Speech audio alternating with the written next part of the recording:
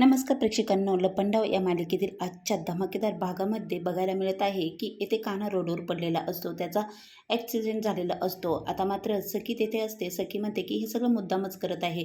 जर तू एकदा मला सांगितलं होतं की तुझे आई बाबा जे आहे त्यांचा रोड ॲक्सिडेंटमध्ये ते दोघेही गेले आणि मग आता हे आई कोण? आता माझ्यासारखं दुसरं एखाद्याला बनवलं की काय आई?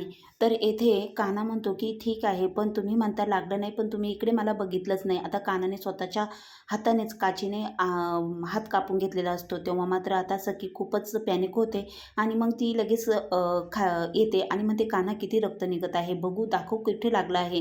लगेच तिथून तो बॉक्स घेते आणि कानाला पट्टी करते हाताला आणि ती म्हणते सॉरी सॉरी आणि हाताला औषध लावत असते. आता ती इतकी पॅनिक झालेली असते, तिला कानाची खूपच काळजी वाटत असते आणि हा सगळा प्रकार कान्हा अनुभवत असतो, कारण की कानाला पण हेच पाहिजे असतं. तेव्हा मात्र आता सखी म्हणते की हे सगळं तू मुद्दाम केलंस, माझ्या गाडीचे ब्रेक फेल केलेस आणि हे सगळं अचानक कसं घडलं, तूच कसा माझ्या गाडीसमोर आलास. तेव्हा आता मात्र कान्हा म्हणतो की असं काही नाही, तुमच्या गाडीचे ब्रेक फेल हे मला कसं माहिती आहे, हा योगायोग आहे. आता मी इथून जात होतो आणि अचानक तुमच्या गाडीसमोर आलो. आता सखी हे मान्य करायला तयारच होत नसते. तर सखी म्हणते हा योगायोग असूच शकत नाही, हे सगळं मुद्दाम झालेलं आहे आणि मी या रोडने येत होते आणि तू कुणाच्या तरी सांगण्यावरून हे सगळं घडून आणलेलं आहे. कान्हा म्हणतो काय आता सखी मॅडम, हे कसं शक्य आहे. आता मात्र इकडे जी मनस्विनी असते, तिची आई जी असते ती म्हणते हे काय आहे, याला तर नाक डोळे कान दिसत आहे. आणि इथे मनस्विनी त्याच विचारत असते सखीच्या. आता म्हणत असते की सखी खरंच कशी वाचली आणि हा सगळा प्रकार कसा घडला. आता मात्र इकडे मात्र आईने तो फेस मास्क जो असतो तो चेहऱ्यावर लावून घेतलेला असतो आणि मग तो लावल्याच्या नंतर इथे मनस्विनी म्हणते की हा माझा फेस मास्क होता, तू लगेच एवढा महागाचा तो माझा फेस मास्क तू कसा लावला, काय हे सगळं काय प्रकार आहे, तुझं वय काय, तू करतेस काय. तर येथे लगेच तिची आई भडकते. ती लगेच म्हणते की माझ्या वयावर जायचं नाही, बाकी सगळ्यावर जायचं पण वयावर मात्र जायचं नाही.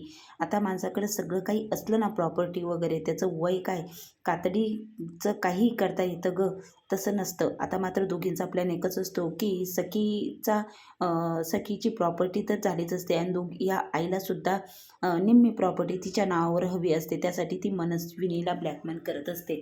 आता मनस्विनीची ती आई असते आणि मग ती म्हणते अजिबात नाही, माझं जर 70 वय असलं तर त्यामागे मी येऊ शकते, मी कमीही होऊ शकते, कारण की पैसा असला तर माणूस काहीही करू शकतो. त्यामुळे आता मनस्विनी म्हणते मला बोलायचं नाही, माझ्याकडे बोट करून अजिबात बोलायचं नाही, शांत बस. आता मला पुढचा विचार करू दे, त्या सखीला कसं मारायचं याचा प्लॅन. आता हा तर प्लॅन फेलच झाला. सखी जिवंत आहे, ती एवढा ॲक्सिडेंट होऊनसुद्धा ती जिवंत आहे. आता मात्र येथे तिची मनस्विनीची आई म्हणते अगं, तू जर एवढे वाईट कर्म करते, देव वरती बघत आहे आणि जर तुला कुठे मरण येत नाही, तर ती सखी एवढं चांगलं करते, देव तर वरती बघत आहे ना, एवढं चांगलं वागणाऱ्या मुलीला कसं लवकर मरण येईल.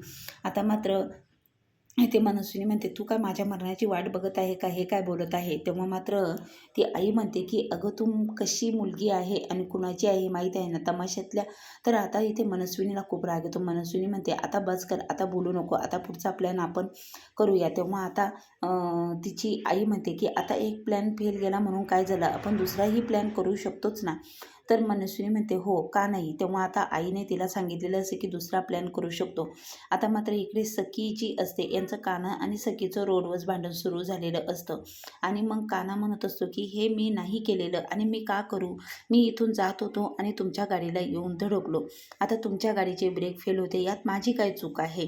तेव्हा सखी म्हणते कान्हा, तू काय करू शकतोस ना, हे सगळं पैशासाठी तू करत आहे, हे तर मला माहितीच आहे. आता गौतम काका तिथे पोहोचलेला असतो. आता गौतमला माहिती असतं ॲक्सिडेंट झालेला आहे, सखीने त्याला फोन केलेला असतो. तेव्हा गौतम तिथे आल्याच्यानंतर दोघांचीही चौकशी करतो, तुम्ही दोघेही ठीक आहात ना. तेव्हा आता सखी म्हणते गौतम काका, ह्या गाडीचे कसे ब्रेक फेल झाले. तेव्हा आता तो तिला सांगायला जातो, पण आता सखी विचारत असते. तेव्हा आता गौतमला वाटते की आता सखीला लगेचच खरं सांगायला नको, तर सखी तिच्या आई खूप बरोबर खूप कनेक्ट झाली आहे. आता हे सगळा प्रकार कसा घडवून आणला, हे सगळं कानानेच केलं असेल असंही सखी गौतमला सांगत असते. आता याच्या गाडीवरून मी अजिबात जाणार नाही. इथे जर तर आता गौतम काका म्हणतात, की "अगं आता इथे रिक्षाही भेटू शकत नाही. ही खूप सुनसान जागा आहे. इकडे शक्यतो रिक्षा लवकर येतच नाही." आता इथे सखी म्हणते, "एक शिट्टी मारली तर इथे एक माझ्याच्याने रिक्षा थांबू शकते." आता गौतम काका त्या गाडीवाल्या मेकॅनिकलला फोन करतो आणि सांगत असतो, की गाडी रिपेअरिंगला किती वेळ लागेल. आता गौतम काका म्हणतात, की "अगं सखी अर्धा तास तरी लागेल. तू अर्धा तास इथे उन्हात काय करणार आहे? तू कानाच्या गाडीवर जा ना, तो तुला सोडेल अगं." आणि मग येथे गौतम खूप आग्रह करतो सखीला कानाच्या गाडीवर जाण्यासाठी. तेव्हा आता मात्र सखी म्हणते, "नाही, माझी मी रिक्षाने जाणार. आता मी बघ कशी रिक्षा थांबवते." आता रिक्षा थांबवायला इथे सखी शिट्टी मारते. आता शिट्टी मारताच एक कैरी वरतून पडते. आता काना म्हणतो, "शिट्टी मारल्यावर कैरी पडते म्हणजे तुम्ही दिवसभर जरी शिट्ट्या वाजवल्या ना, तर इथे खूप साऱ्या कैऱ्या पडतील." आता मात्र सखी म्हणते, की "तू नको जास्त मध्ये-मध्ये बोलू." आता सखीचं कानाचं खूपच तिथे भांडण चालू झालेलं असतं. सखी कानाबरोबर जायला तयार होते, पण गाडीच चालू होत नाही. सखी म्हणते, "काय झालं बघू?" सखी म्हणते, "दे चल मी गाडी चालू करते." आणि मग इथे सखीने गाडी चालू केलेली असते. कानाच्या खांद्यावर हात ठेवून ती गाडी चालू करते. आता दोघीही गाडीवर बसून जातात. मात्र त्या गाडीमध्ये उशी ठेवलेली असते, कारण की दोघांमध्ये पेस व्हावा. आता सखीला इथे कानाने सोडलेलं असतं. तेव्हा आता काना म्हणतो, की "तुम्हाला इथे सोडलं आहे." आणि बघा आता मात्र सखी म्हणते, "कुठे आहे तुझा मोबाईल?" तेव्हा आता काना म्हणतो, की "माझा मोबाईल तर घरी चार्जिंग लावला होता, मी घरीच विसरलो." आणि मग सखी म्हणते, की "माझाही मोबाईल गाडीतच राहिला. आता माझी पर्सही गाडीतच राहिली. तुला कसे पैसे देणार? मी घरात जाऊन तुला पैसे देते." पण काना काहीच ऐकत नाही. काना म्हणतो, "आत्ताच्या आत्ताच मला इथं पैसे हवे आहे. इथून मी जाणार नाही." आता सखी म्हणते, "आत्ता मी नाही देऊ शकत. मी सांगितलं ना घरातून आणते म्हणून." तेव्हा काना म्हणतो, "नाही. मग तुम्ही मला त्याबद्दल एक वस्तू देशाल का तुमची?" तेव्हा आता सखी म्हणते, "काय वस्तू? तू बोल काय पाहिजे आहे? आता ही उशी तू माझी फेवरेट उशी, ही सुद्धा तू घेऊन जाणार का?" आणि मग तुला मी सांगते आहे ना पैसे देतो तुला. कारण की सखीला माहिती असतं, की सखीच्या मनामध्ये आता झालेलं असे काना फक्त पैशासाठी काम करत आहे. आता मात्र सखी म्हणते, की "अरे तू जरा थांब ना." पण काना काहीच ऐकत नाही. काना म्हणतो, "तुम्हाला मी इथे सोडलं ना, इथेच मला पैसे हवे आहे." तेव्हा आता सखी उशी द्यायला तयार नसते. पण काना काही केल्याने ऐकत नाही. तो म्हणतो, "याबद्दल मला तुमच्याकडून एक वस्तू हवी आहे." आणि मग ती वस्तू ती सखीची उशी त्याला पाहिजे असते. तेव्हा काना म्हणतो, की "आत्ताच्या आत्ता मला द्या, नाही तर बघा मग." आणि मग सखी म्हणते, "ठीक आहे, देते तुला उशी. तू प्रत्येक वेळेस असंच करतोस." आणि मग सखी ते कानाला उशी द्यायला तयार होते, कारण की सखीची एकतरी वस्तू कानाला हवी असते. म्हणून काना ही आयडिया करतो आणि सखीकडून ती उशी घेतो. तेव्हा आता काना म्हणतो, की "जरी मला पैसे नाही भेटले, पण सखीकडून ती उशी मात्र भेटलेली आहे." आता सखी घरात येते आणि मनस्विनी इतके जोरदार नाटक करत असते रडायचं, कारण की खूपच रडत असते. "हे कसं झालं? मी तुला पाठवायला नको होतं. हे सगळं माझ्यामुळे झालं. मी जर तुला पाठवलं नसतं ना, हा सगळा प्रकार घडलाच नसता सखी. या सगळ्याला मी जबाबदार आहे. त्या गाडीचे ब्रेक फेल होते हे मला कसं कळलं नाही? मला माहीतच नव्हतं." आणि मग सखी म्हणते, "आई, हा एक योगायोग होता. नाही, तू काहीच केलेलं नाही. तू रडू नको, शांत हो." तर सखी सखी तिला शांत करत असते आणि मग येथे ती मात्र नाटक करत असते. ती म्हणते, "हा सगळा प्रकार घडलाच कसा सखी? ती गाडीचे ब्रेक फेल होते, कान्हाच तुझ्या गाडीला येऊन धडकला आणि गौतमला हे सगळं माहिती होतं." हे सगळं गौतम आणि कान्हा हे दोघं एकमेकाला कनेक्ट आहे, त्यामुळे तो गौतम कान्हाची मदत करत आहे. हे सगळं त्यांनी तर घडून आणलेलं नसेल ना, तर ते सखी म्हणते, "आई, तुला नेमकं काय म्हणायचं आहे? गौतम काकाला हे सगळं माहिती होतं आणि मी हे सगळं त्यांनी कानाने आणि गौतम काकांनी घडून आणलेलं आहे का, असं तुला म्हणायचं आहे का?" "असं नाही म्हणायचं गं मला बाळा, पण हे सगळं माझ्या डोक्यात येतं. मी खूप सोचलेलं आहे." आता इकडे मात्र इथे कान्हा घरी आलेला असतो आणि वेदूने कान्हाला फोन केलेला असतो. आता वेदूने मनस्विनी आणि तिच्या आईचं बोलणं ऐकलेलं असतं, की त्या दुधातून आता सखीला काहीतरी औषध देणार आहे रात्री आणि गाढ झोप लागणार आहे सखीला, असं काहीतरी बोलत होत्या. तेव्हा मात्र आता कानाला सगळं काही प्रकार समजलेला असतो. वेदूने सगळं आता वेदू म्हणते, की सखी मॅडमच्या जीवाला इथे धोका आहे. मनस्विनी ती सखी मॅडमला जिवंत मारण्याचा प्लॅन करत आहे. आता कानाला हे कळल्याच्या नंतर काना मात्र खूपच पॅनिक होतो. आता कानाला काहीच कळत नाही, की आता सखीचा जीव कसा वाचवायचा. तेव्हा आता मात्र काना म्हणतो, की "वेदू, तू काहीतरी कर. मनस्विनी सखीच्या रूमपर्यंत पोहोचणार नाही असं काहीतरी कर. तोपर्यंत मी तिकडे येतच आहे." आणि आता मात्र येथे काना सखीचा जीव वाचवण्यासाठी जाणार असतो.